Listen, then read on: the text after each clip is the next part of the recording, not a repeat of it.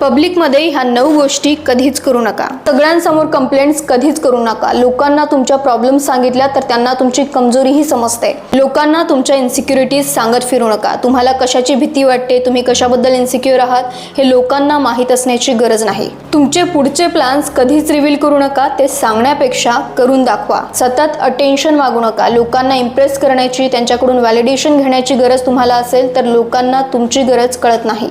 प्रेशरमध्ये स्वतःवरचा ताबा सोडू नका। कुणी तुम्हाला प्रोवोक केलं आणि तुम्ही लगेच रिॲक्ट केलं तर कंट्रोल तुमच्या जवळ राहत नाही।